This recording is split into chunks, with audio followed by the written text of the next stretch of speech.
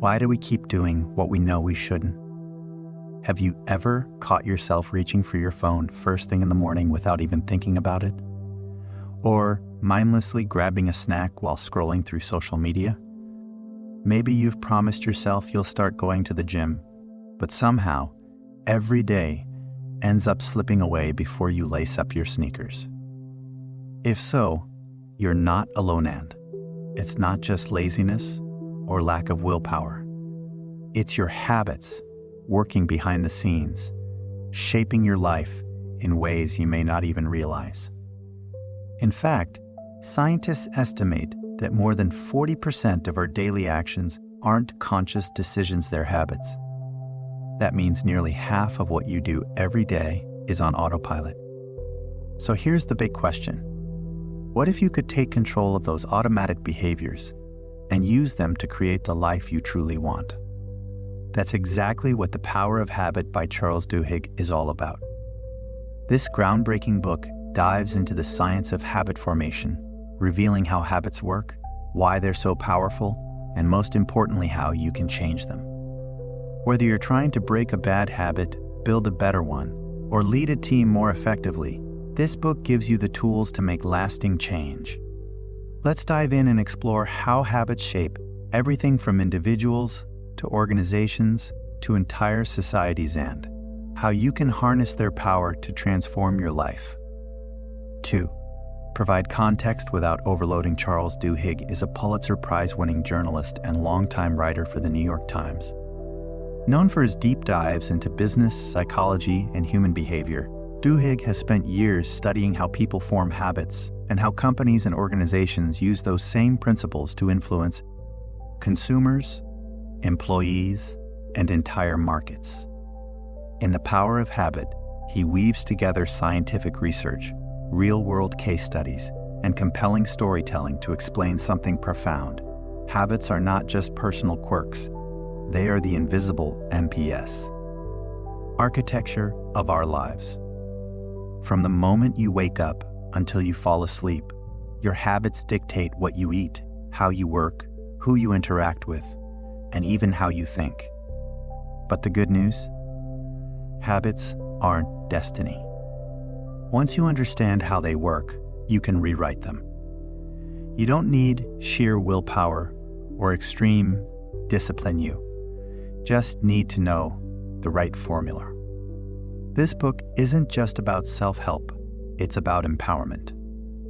It shows how small changes in routine can lead to massive results, how companies use habit loops to sell products, and how leaders have harnessed the science of habits to spark movements and revolutions. Whether you're looking to improve your health, boost your productivity, or become a better leader, The Power of Habit gives you the framework to make meaningful, lasting change, not by fighting against your brain, but by working with it. 3. Break down key concepts.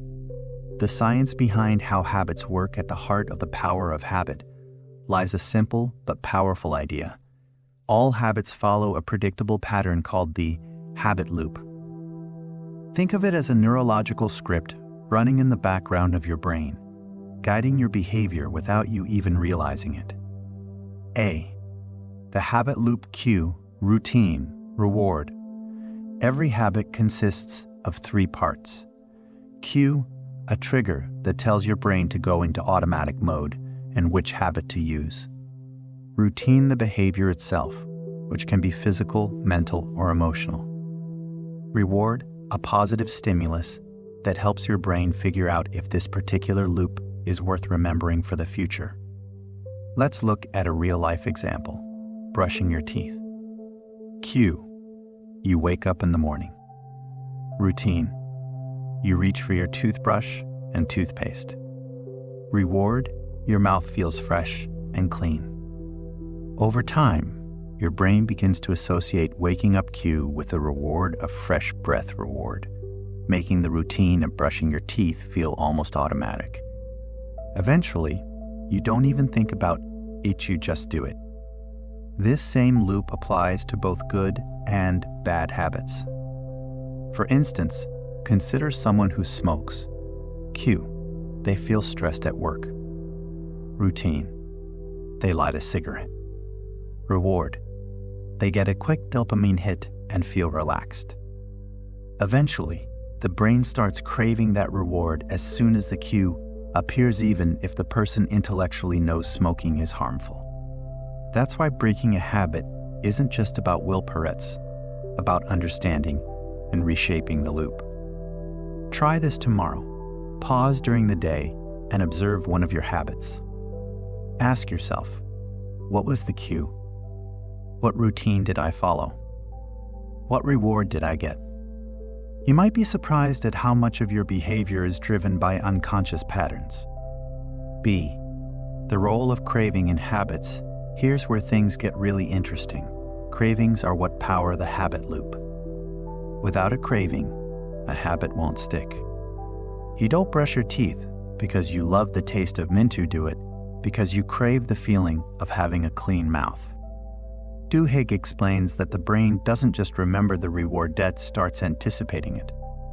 Over time, the cue becomes associated with the anticipation of the reward, creating a powerful sense of desire.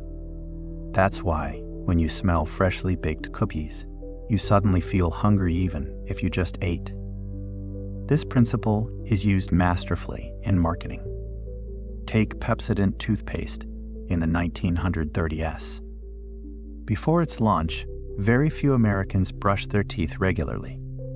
But the company's ad campaign focused not on preventing cavities, which felt abstract, but on removing the film from your teeth, the rough coating you feel when you run your tongue over them. By emphasizing the smooth, clean feeling after brushing the reward, Pepsodent created a craving. Within 10 years, toothpaste sales skyrocketed, and brushing became a national habit. Try this tomorrow. Next time you feel a habit urge, pause and ask, what am I really craving right now? Is it stress relief? Distraction? Comfort? Understanding your cravings is the first step to changing your habits. C. The golden rule of habit change. Now that you understand how habits are formed, let's talk about how to change them. Here's the key insight from Duhigg. You can never fully eliminate a habit, but you can replace the routine. This is known as the golden rule of habit change. To change a habit, keep the same cue and reward, but insert a new routine. Take Alcoholics Anonymous AA as an example. TRIA doesn't tell members to stop drinking cold turkey. It gives them a new way to satisfy the same craving. When someone feels the urge to drink Q, instead of reaching for alcohol old routine, they call a sponsor or attend a meeting new routine. They still get the emotional release and connection they were seeking reward, but in a healthier way. Another powerful example comes from Procter & Gamble and their product Febreze.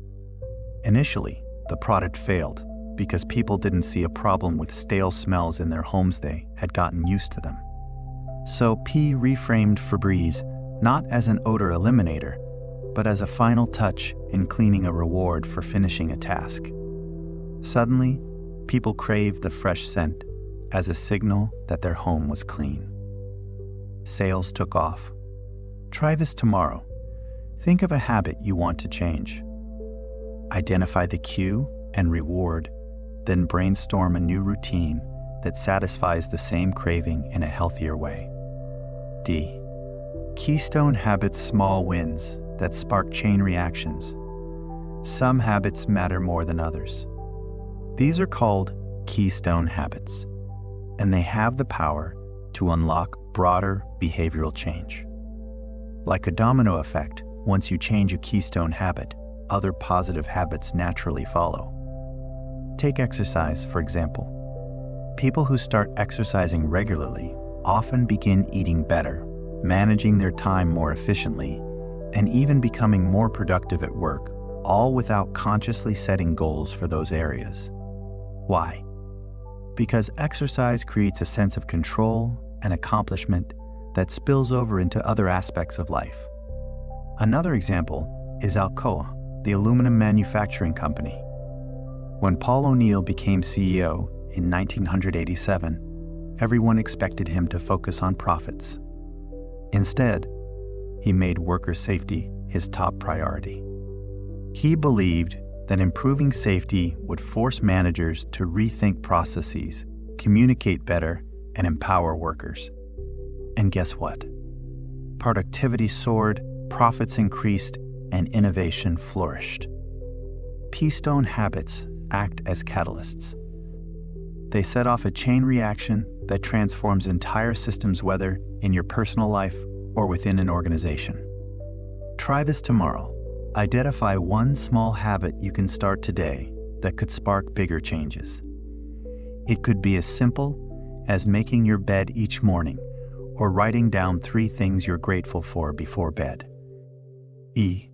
Belief and community in sustaining change. Changing a habit is hard. Sticking with it is even harder.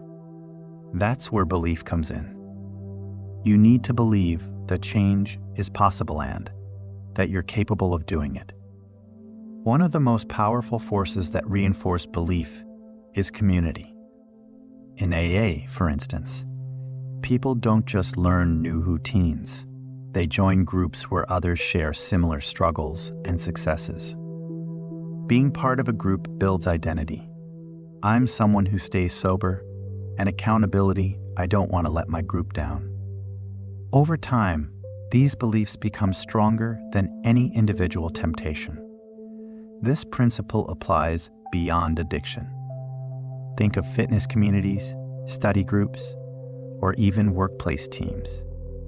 When people support each other, they create a culture where positive habits thrive. Try this tomorrow. Find someone to share your habit-building journey with. Tell a friend about your goal, join an online community, or partner up with a coworker to stay accountable.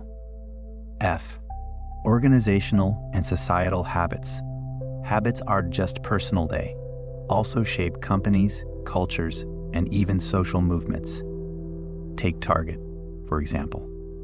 Through data analysis, the retail giant learned how to predict when customers were pregnant based on purchasing patterns. They sent tailored coupons for baby items to women they suspected were expecting even before their families knew. This wasn't just marketing, it was habit engineering. By influencing shopping habits early, Target ensured lifelong customer loyalty. On a larger scale, Duhigg explores how habits fueled the Montgomery Bus Boycott. Rosa Parks' arrest sparked outrage, but it was the deeply ingrained habits of the African American community, like carpooling, attending church meetings, and organizing protests that sustained the movement for over a year. Social change doesn't happen overnight. It happens when habits align with values. These stories show that whether you're leading a team, starting a movement, or simply trying to improve your own life, understanding habits gives you a roadmap for success. Try this tomorrow. Reflect on the habits in your workplace or social circle. Are there unspoken routines that shape how things get done? Could changing one habit shift the whole dynamic? 4. Make it actionable, turning insights into real-life results. Okay, so now you know how habits work. But knowledge alone won't change anything. Let's turn theory into practice with some concrete steps you can take right away. Step 1. Identify one habit you want to change. Start small.